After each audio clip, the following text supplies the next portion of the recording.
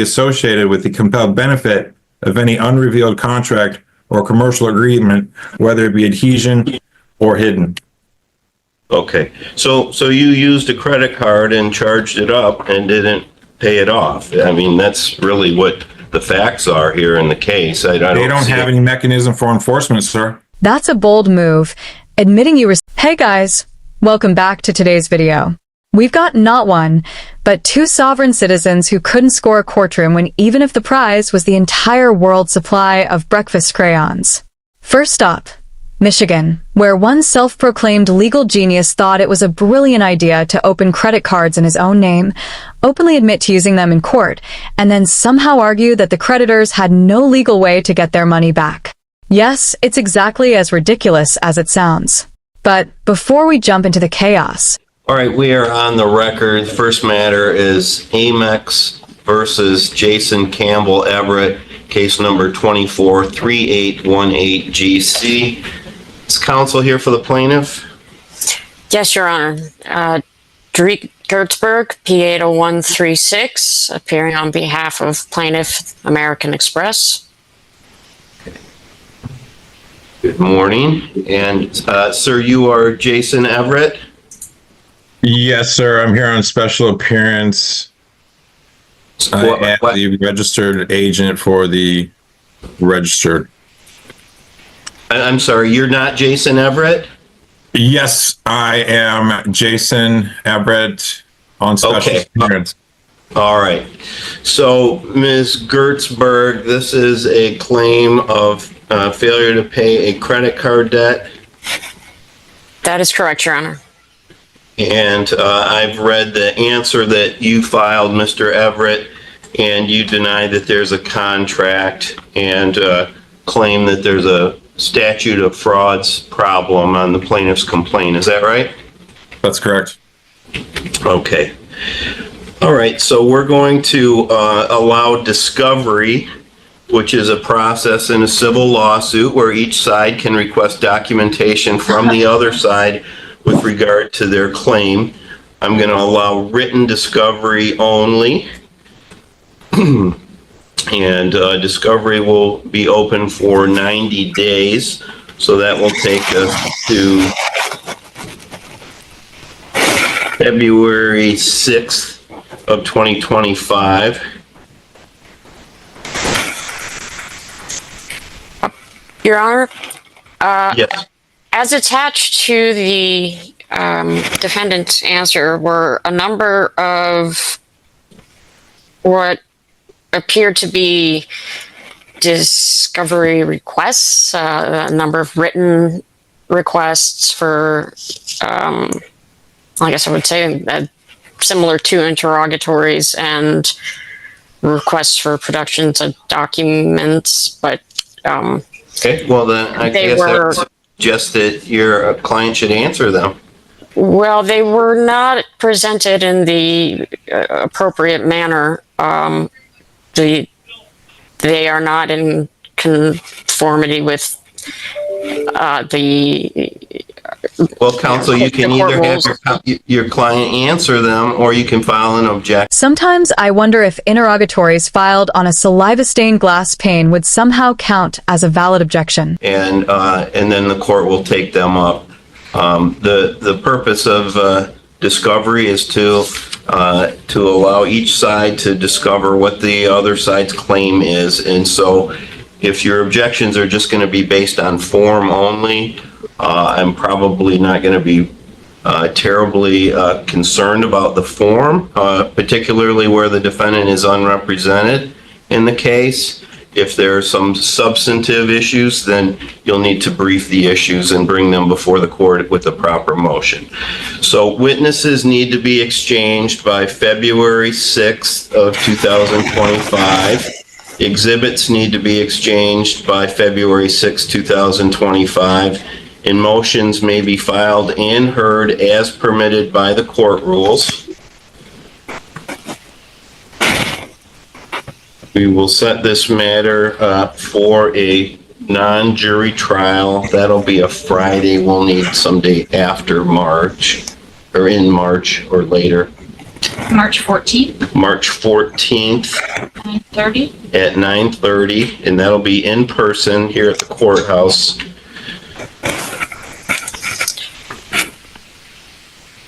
I just can't have my client have to respond Hang on to just a 50 second, counsel. interrogatories. Just a second, counsel. March 14th. I'm sorry, counsel, did you have something you wanted to say to the court? I can't, in good faith, have my client answer 50 interrogatories. Well, I guess, counsel, I think I've tried to direct you as to what your ability to respond to those are. So I'm not going to practice law for you, Ms. Gertzberg. You'll need to do it for yourself. So we will schedule the matter for a non-jury trial in person, March 14th at 9:30. And is there anything else for the plaintiff? No, Your Honor, thank you. Okay, anything else for the defense? Judge, I'm just curious on why this counsel is here when I have another counsel on my paperwork. Okay, Ms. Gertzberg, can you explain your involvement in this case? We work at the same firm. The appearance of counsel of one member of a firm is the appearance of all members of the firm. Okay. All right. So I think that is a pretty common response, and I think that is acceptable. So Fair enough, yes. okay. All right, then. That's all for the record today, and we'll send a copy of this pretrial order to both parties. Thank you. Thanks, Judge. Thank you, Your Honor. So that wraps up the first hearing, but a few months later, they were back in court, and the outcome was about as predictable as you'd expect. All right. Next matter is American Express versus Jason Everett, case number 243818GC. Is counsel here for the plaintiff? Yes, good morning, Your Honor. Andrew Tetro for plaintiff. Good morning. And sir, you are Jason Everett? Yes, sir, I'm here on special appearance and I reserve all my rights under UCC 1308. Okay, good morning. Good morning. All right, this is plaintiff's motion for summary disposition. Mr. Tetro, you may proceed. Thank you, Your Honor. Yeah, this is plaintiff's motion for summary disposition. It's being brought pursuant to MCR 2.116 C9 and C10. C9 is failure to state a valid defense, and C10 is no genuine issue as to any material fact. Excuse me. The evidence that's offered in support of plaintiff's motion establishes that Mr. Everett opened a credit account with plaintiff in November 2016. He used his card to make numerous purchases over the next few years. He accrued a balance which went unpaid. The account went into default, and now the plaintiff brings this count of breach of contract to recover the unpaid balance on the account. Okay. There was a response filed to the motion by Mr. Everett. Did you receive the response? I don't believe so.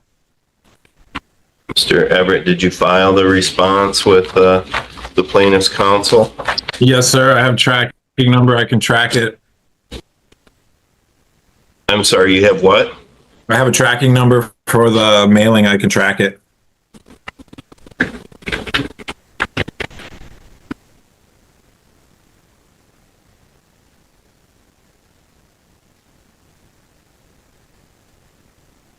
This was filed back on March 24th, is that right?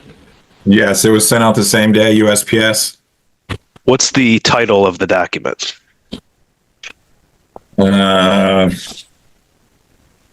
Notice of judgment to dismiss for lack of contract and jurisdiction.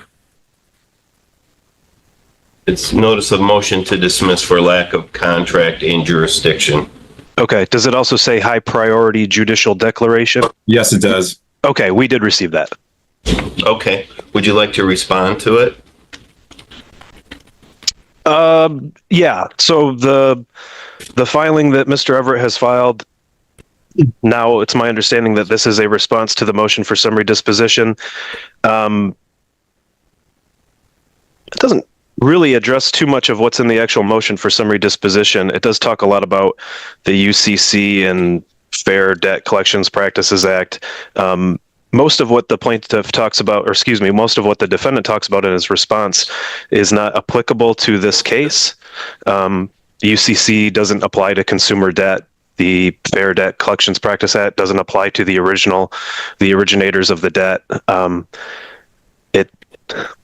Most of it's not addressed to the motion. So, and also it doesn't offer any affirmative or documentary evidence to contradict that which is offered in support of plaintiff's motion. So I think at least as it stands for the C10 aspect of the motion, no counter evidence has been offered. He hasn't created a genuine issue of material fact. You're kidding, right?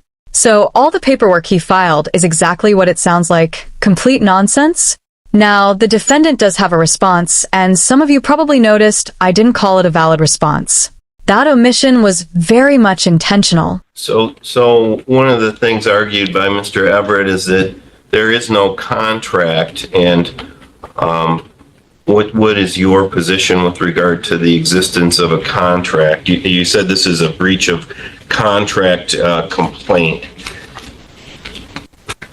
Yep, there's a contract. There was a contract attached to the complaint that was filed. There's a contract attached to this motion. Those were signed by both parties? I don't believe they were signed by any party, but there's no requirement for a signed writing. Statute of fraud doesn't apply to credit accounts. The terms of the agreement that are attached to both the complaint and the motion are clear, and the terms of which are clear and unambiguous, that use of the account is acceptance of all the terms of the agreement. Okay.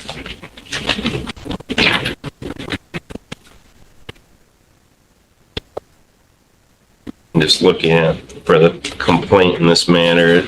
It's strictly a breach of contract complaint, is that right? Yes. Okay, it's not an open account claim. No, I don't believe so. I think it was just one count for breach of contract.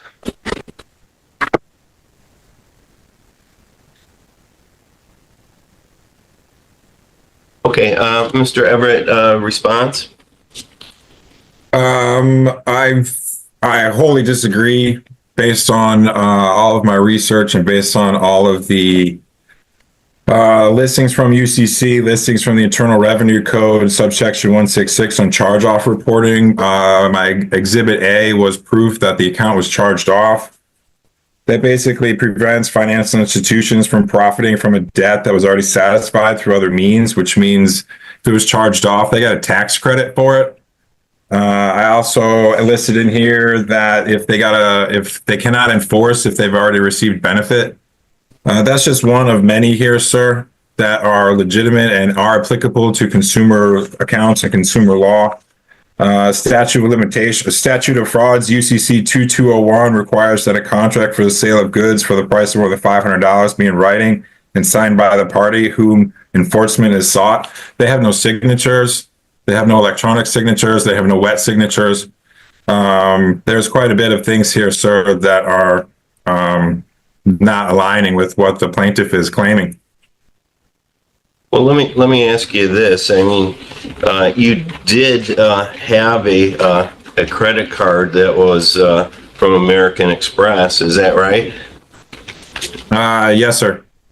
And looks like you used that credit card for charges at numerous local locations, including Granger Waste Services, Meyer, Capital City Grower Supply, Chipotle,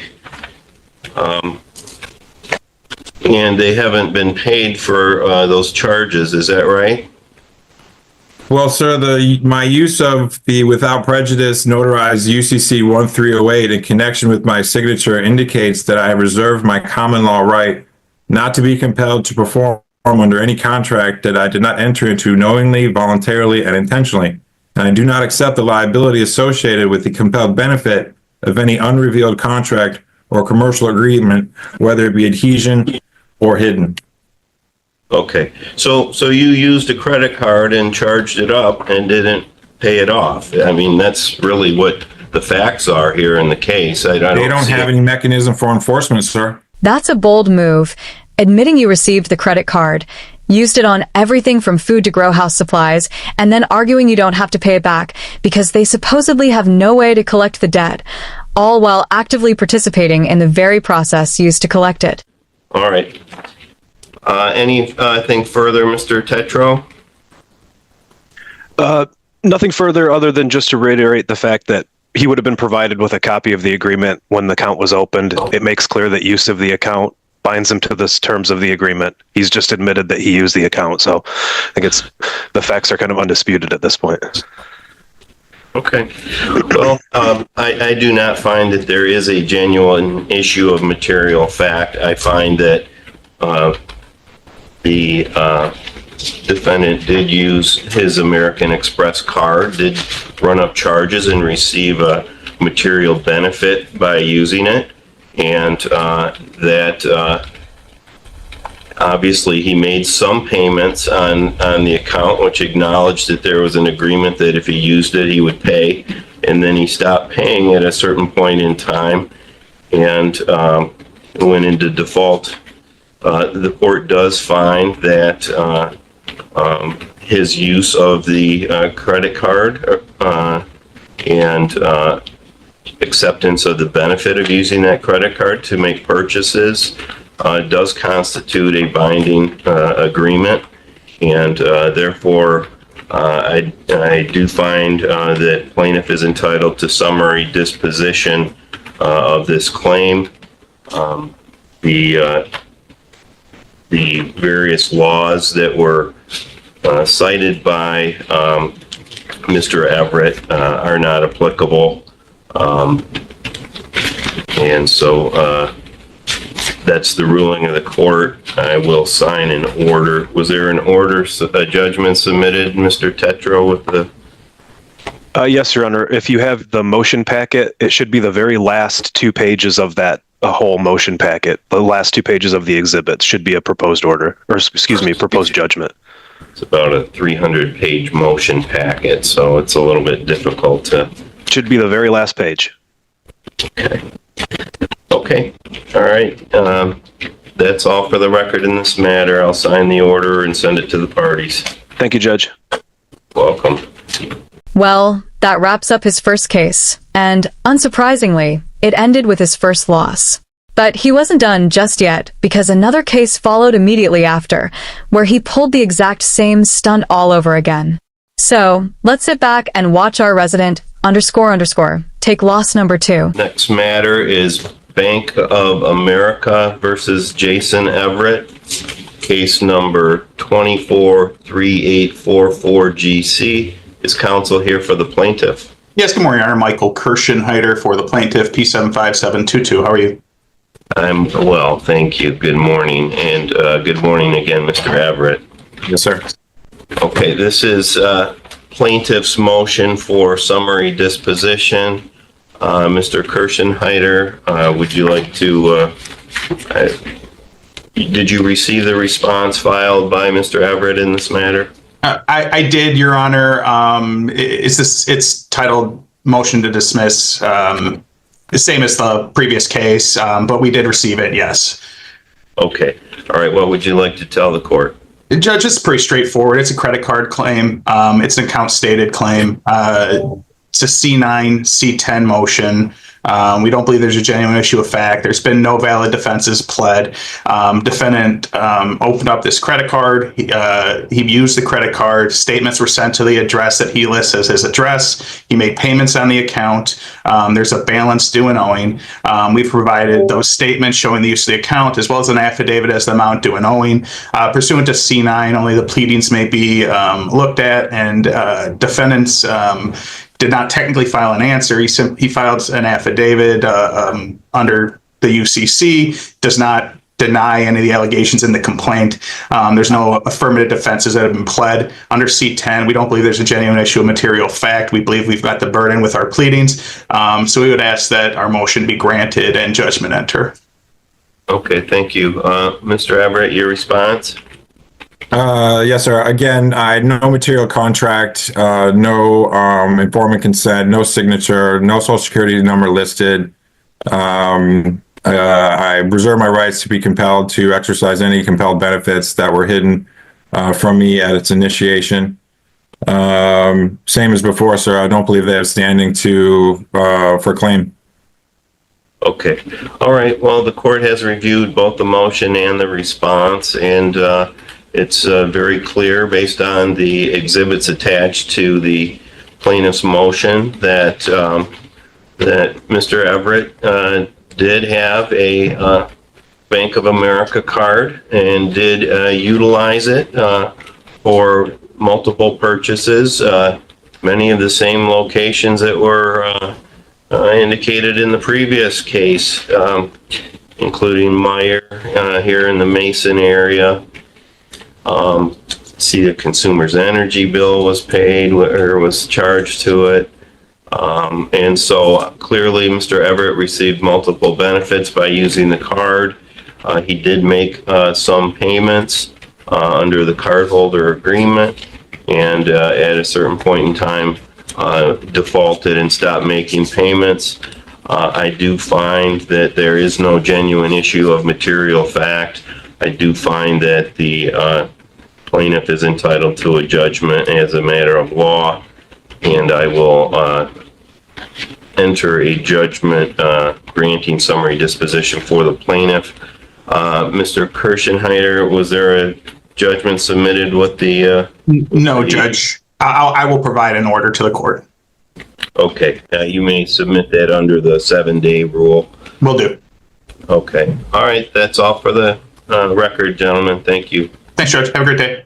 You as well. Thank you. Well, if there's one thing this sovereign citizen is consistent at, it's taking losses and doubling down on bad decisions.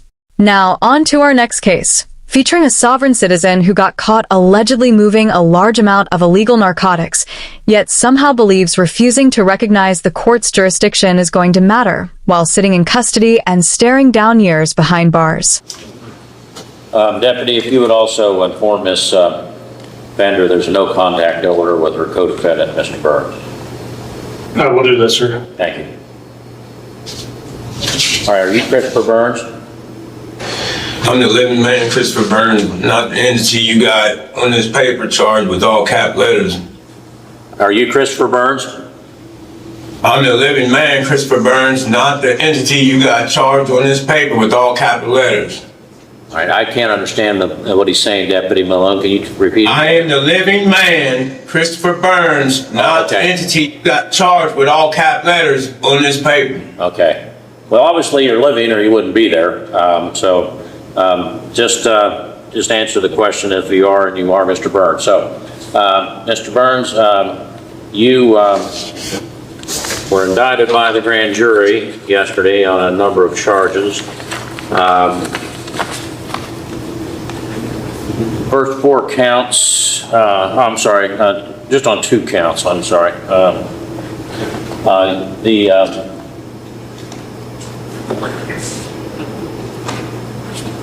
5th and 6th counts.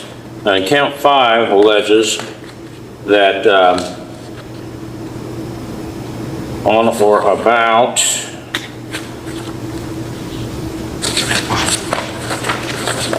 June the 29th, 2024 in this county, you knowingly sold or offered to sell methamphetamine, a Schedule II controlled substance, in amount over bulk, less than 5 times bulk. And then count 6 alleges that on or about the same date, you possessed that amount. Now, each of those are third-degree felonies, which, if convicted, carry a possible prison term between 9 and 36 months, and a fine of $10,000, and a possible license suspension of 6 months to 5 years.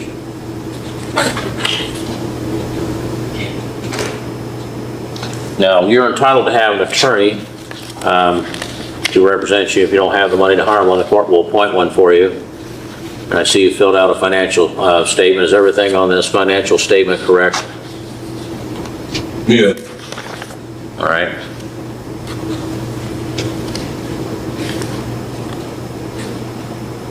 When's the last time you were employed, Mr. Burns? I don't know. I like to see the official criminal complaint against me, and I like to plead the fifth. I ain't got nothing else to say. Well, thanks for that. I'm sure everyone really appreciates you saying absolutely nothing, especially when you can barely string together a coherent sentence in the first place. All right. Court will find that you are entitled to appointed counsel.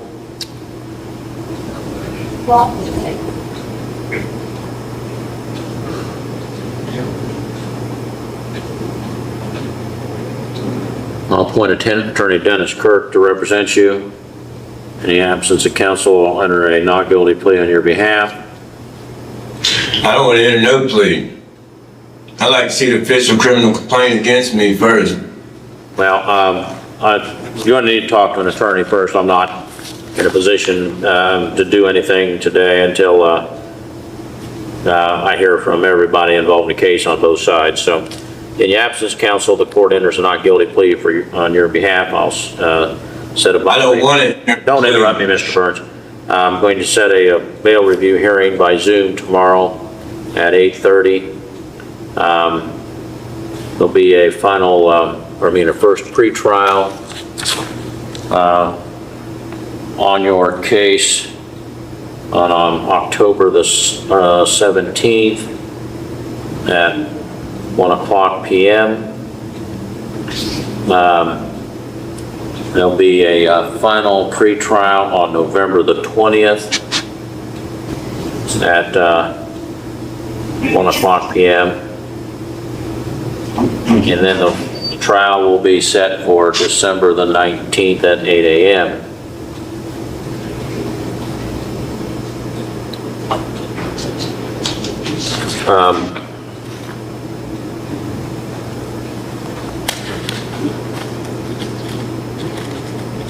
Bond will be set in your case for at $5,000 plus your own recognizance, which is your promise to appear. And if you fail to appear, then you could be prosecuted for an additional felony. And if convicted, sentenced on that, no matter what happens in this case, you'll be required to pay service fee deposit of $171 prior to release to cover the statutorily required fees. If you make bond, you'll be under pretrial supervision of probation department, 117 East Main Street. Be required to report to them as soon as you're released.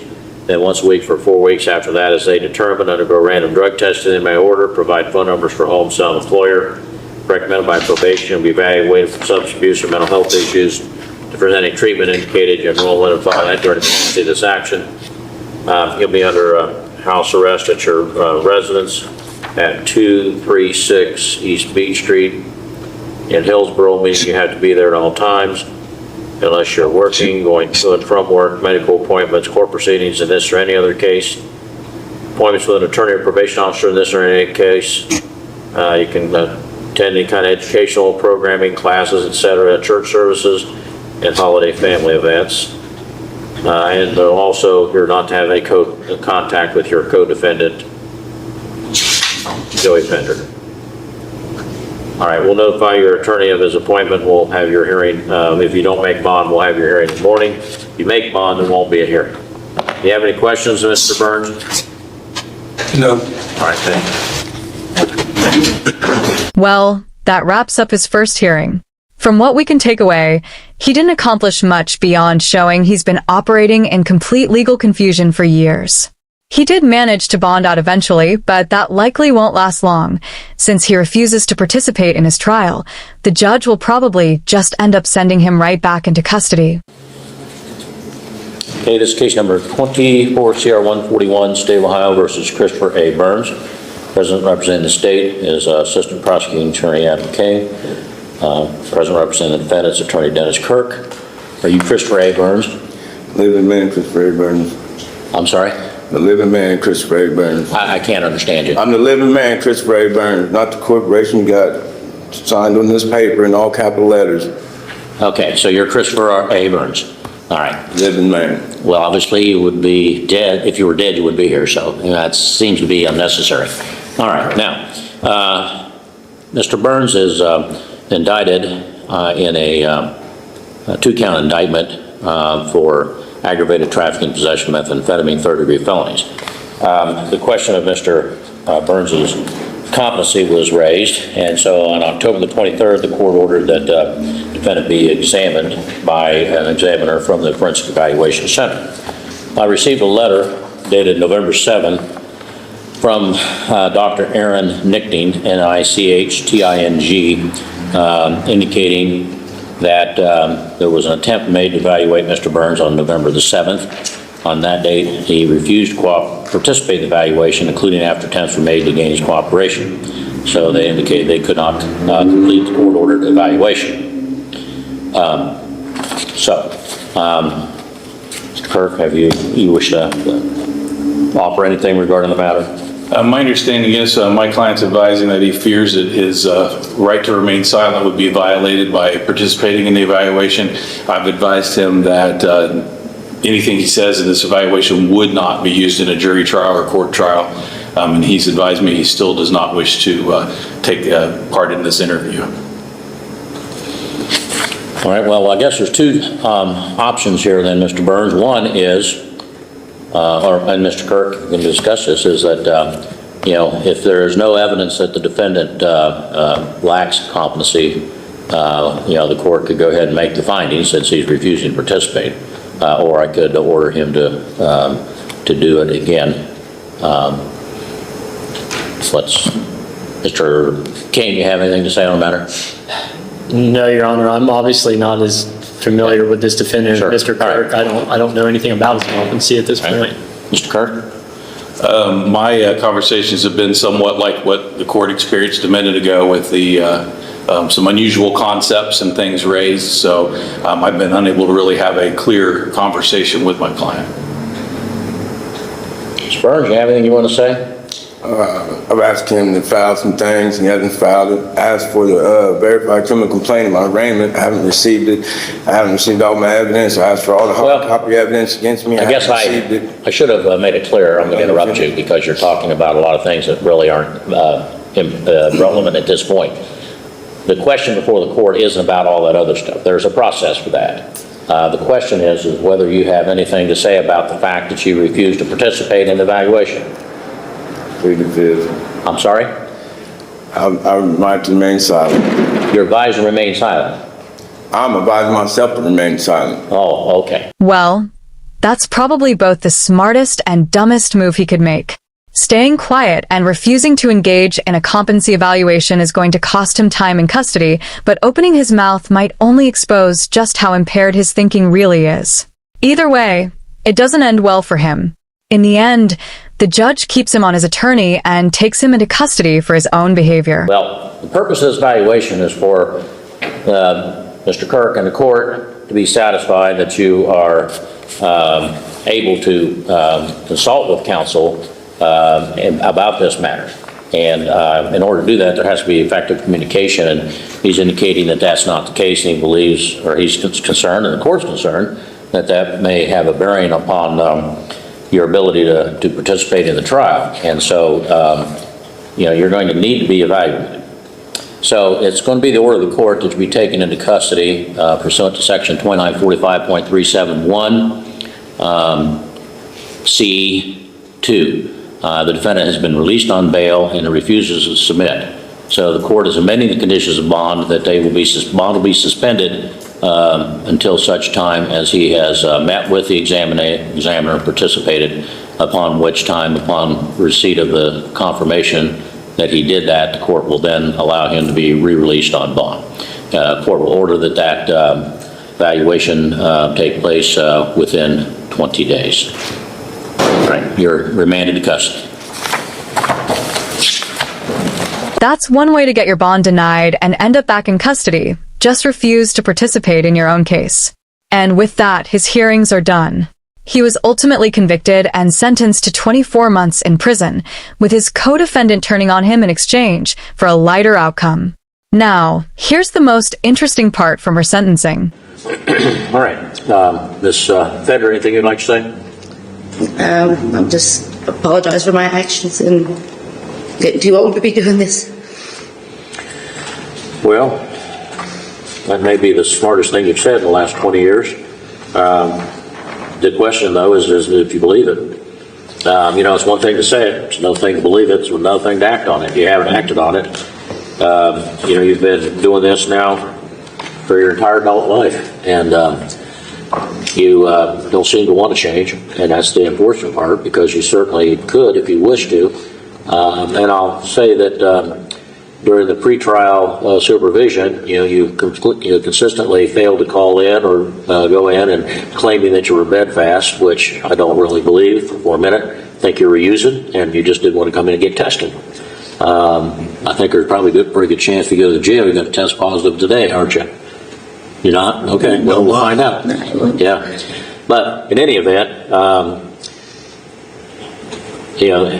going to follow the recommendation of the state, since you did cooperate. Your testimony was, I think, helpful to the conviction that was obtained, although I wouldn't describe it as extremely cooperative. I think it was the bare minimum, and you were less than cooperative during your testimony, but you did end up testifying as to what happened. So it is the order and judgment of the court that you be and are hereby sentenced to a term of 12 months on count 1 and 12 months on count 3. Those sentences are ordered to be served consecutively to one another for a total of 24 months. And according to this, you were arrested on the 1st of October and released on the 3rd. Is that correct? Yes. All right, so you get 2 days of jail time credit. Now, upon completion of this sentence, it is possible that the adult parole authority will put you in what's called post-release control for a period of up to 2 years. They don't have to, but they can. If they do, you'll be supervised by a parole officer on the terms they set, and if during that period of time they determine that you have failed to comply, they can return you to prison to make you serve an additional period of up to 9 months for one violation, up to a maximum of half of your prison term, which is 12 months for all violations. But if you commit a new felony while under post-release control, then in addition to whatever sentence the judge in the new case could impose upon you, that judge should also authorize and sentence you for committing that offense while under post-release control to a term of 1 year or whatever time is left on that period of post-release control, whichever is greater. And if that occurs, that must be served consecutively to the sentence in the new case.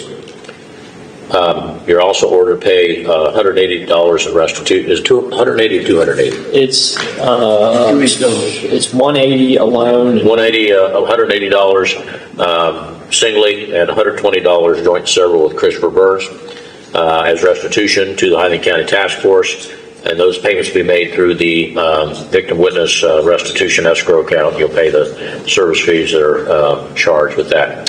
Was the reason for consecutive sentences? Oh, no, that's not. Well, first of all, the consecutive sentences are being imposed because the parties have stipulated to that. Secondly, they were committed as part of one or more courses of conduct, and the sentence that's being imposed is not disproportionate to the harm caused, being a lower end sentence.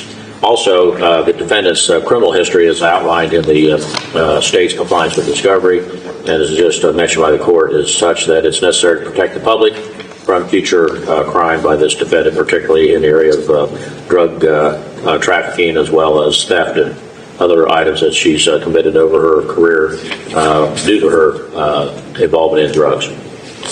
All right, you're remanded to custody. Looks like crime doesn't exactly pay, at least not in the way they probably hoped. With years behind bars ahead, the takeaway here is pretty simple. If you're going to commit felonies, don't expect sovereign citizen arguments or legal gymnastics to save you. Better yet, don't commit crimes at all, or you'll end up in the exact same place they did. At least they'll be getting out around the same time, so they can figure out their next steps together. And that wraps up today's video. If you enjoyed it, feel free to hit the like button. If not, hit dislike. Either way, leave a comment and subscribe with notifications on so you don't miss the next one.